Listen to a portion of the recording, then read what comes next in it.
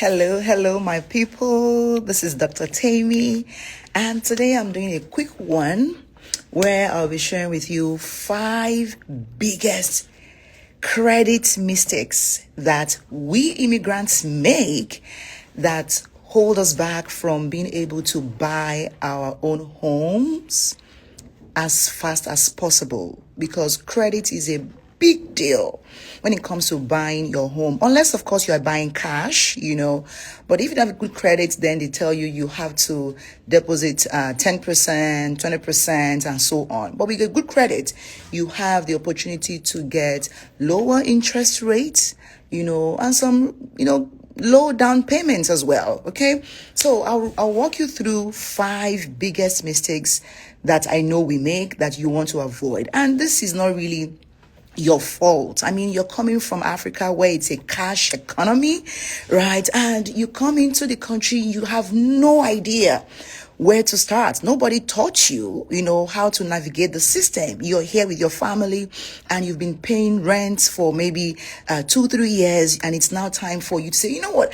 I can actually afford to buy a home, and then you're ready to buy, but hey, you can't because they tell you you have poor credit. And maybe you've lived in an apartment where you didn't really need to have a solid credit, and then it's time to rent a house or buy a house and you have issues. So here are the five mistakes you want to avoid. And I'm telling you this because I used to be that, right? That was also my situation, I just didn't understand it.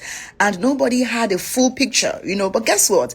Today, as a certified financial coach, right, personal finance coach, and a licensed financial education instructor, I do have the details. I do have the numbers to teach, and that's why I'm doing this. Okay, for you guys who are my people and need this this knowledge, this information. So the first thing you want to avoid is not building your credit early enough. I see our people doing this a lot. They either avoid credit, like, no, don't be a lender, don't be a borrower.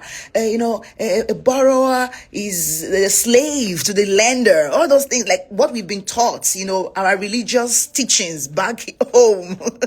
Never borrow. Unfortunately for you, America is built for credit. The system is designed for you to be in debt. And it's a good thing if you know what you're doing. It's a good thing, trust me. Just don't avoid it and don't abuse it. So start bidding early. In my line of work as a realtor, I see people who have 2 years rental history but zero credit score. And I'm wondering, why not? Like, no, I don't want credit. I don't want.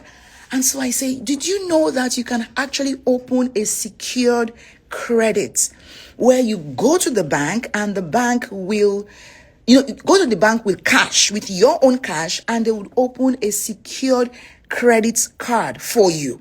It's your money. And you're spending against yourself, and you miss a payment or you miss something. It's not really counting against you because it's your money. Right? And you are able to start building your credit that way. Before you know it, you begin to get offers, and you can decline all those offers. But trust me, it is safe for you to start with your own money. Build your credit. Or if you know somebody that that you really trust, they can add you as an authorized user. But don't worry, I'll get to that. So the first thing to avoid is not building early.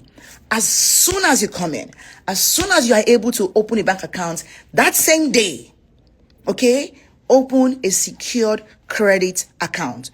Number 2 mistake to avoid is using too much credit.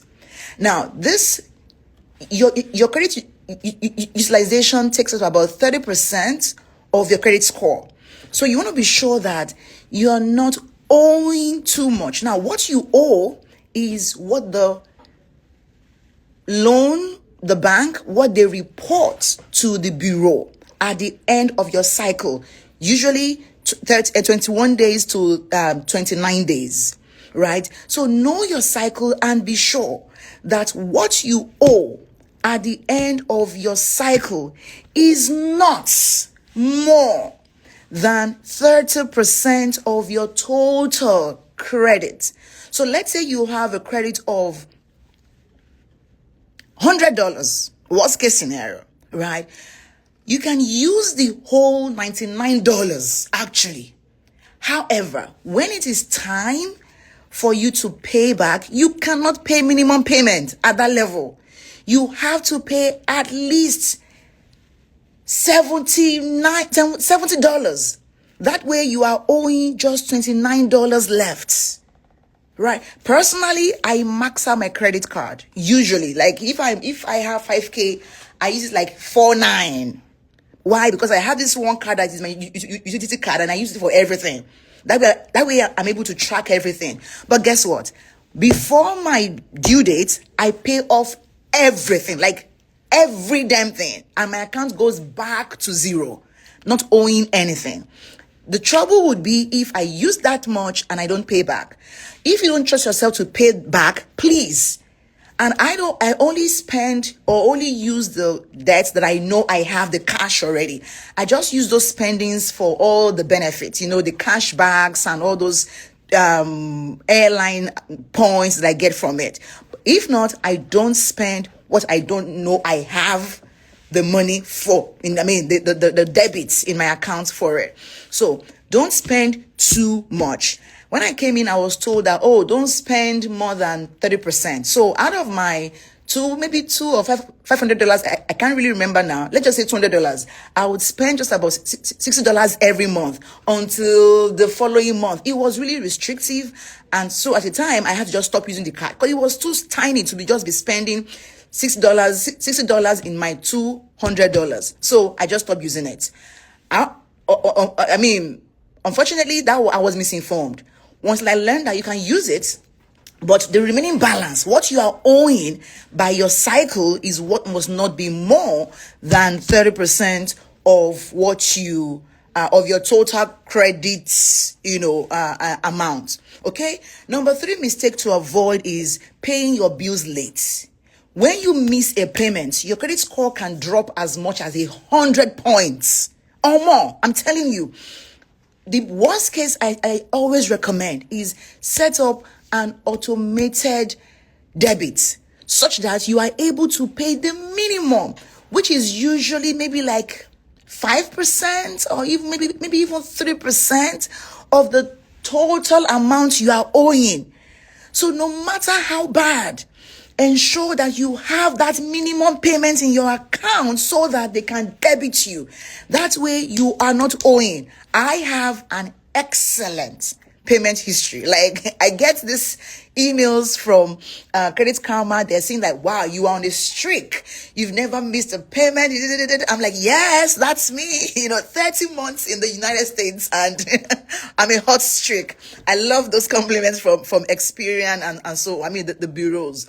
So please ensure that you are paying your bills on time. Do not pay it late. I beg you. It accounts for 35% of your credit score. That is a lot. Okay. Number 4 mistake to avoid is applying for too many loans at the same time. You're trying to apply for this. So they're sending you offers and you're taking all the offers. Those things lead to hard inquiries on your account. So number 1, you lose points. Number 2, you look desperate to the bureau. Like you are desperately looking for credit. It's not good for your history. So what you want to do, space out how much. So for example, I got an offer from a bank, I think last week for $50,000. And I'm like, yeah, I'm going to take it up. But I'm like, until April. Why? Because my last inquiry was last year, November. So I'm like, I want to just give like 6 months space before the next one. But guess what? If I miss that opportunity, I know for sure I would get another offer that will say, hey, now we are offering you maybe 70 or 60 or even 55 extra. Yes, because they don't see me, going for the offers as much. So I'm not desperate for it. So space out your applying for loans. Don't do it all at once. It will crash your credit score and not make you look good. Okay. Number 5 mistake to avoid is closing old credit account. Your credit age in America is very important. In fact, if you have between, I think 1 and 4 years, you are on poor. That's that bad. If you are between 5 and 6 years, you are unfair. You are placed on fair. If you have between 7 and 8 years, you are on good. And I think if you're above 10 years or so, you are excellent. So imagine when it will take you and I to get to excellent. That's like 10 years from now. But the average American who was born here, their father just add them to their credits as what's it called now, authorized user, and they inherit like 30 years of credit history. With that alone, they have hit like 20% of their credit score. Crazy. But you and I, we are there. Everything is good. But at that age, did you know that last year November I applied for a business credit, and everything was good. My credit score is 760. 760. But Chase Bank refused me. They sent an email, and the mail to my mailbox said this was what they saw, but the age, my credit age, was too young.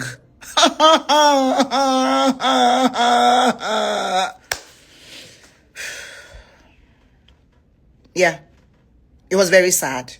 And I had other people who did not have as much as my credit score in my business group, who were getting approvals, 120K, 150K. I think the young minimum was maybe like $85,000 or so. I had this girl who got 132K. I'm like, God, everything was the same, but mine was too young. So what should you do? I tell you, don't close your oldest credit account. Don't. But more importantly, look for someone trustworthy, or somebody who finds you trustworthy, who has been here or has a history of at least 10 years, and get them, beg them to add you to as an authorized user to their oldest card, the one that they've maintained a very good history. That way you can inherit their years, and then you are good. I wish someone had told me this last one 2 years ago. By the time I heard it, and I asked one of my very good friends, Natalie, to do it for me, I inherited, since she was 19, she had a credit card, and she's 41 now. I inherited 22 years of credit history. But of course, I told her to keep the card with her. I have no access to the card, so I don't even use it. It does not impact her, and we are good. Maybe after like 1 or 2 years, she would remove me. But by then, I've built something, or get somebody else to add me. But either way, these are my tips for you today. And of course, once you have this and we are putting together your document for you to buy your home, you can be on a good stand as a first-time home buyer here in the USA. I trust this was valuable to you. If it was, leave me a comment. Just drop the word value. No, is it value? No, drop the word green. That's credits, green. Just put green in the comments. That tells me that yes, you saw it to the very end. Please share this with every immigrant you know. Our people are literally perishing for lack of knowledge. Let's change the game. Enough of gatekeeping and hoarding information. Let's demystify that thing that Africans don't share. Let's cut that crap of Tishweniba, a man for what Bojeni. Fuck it. Okay? Let it off the window. It's time to make this thing public for all of us to know and grow and learn and build a legacy and build wealth in our community. Okay? This is Dr. Temia Jibewa doing my own quota of the Lord's work right here. God bless you, and I'll see you soon. Bye for now.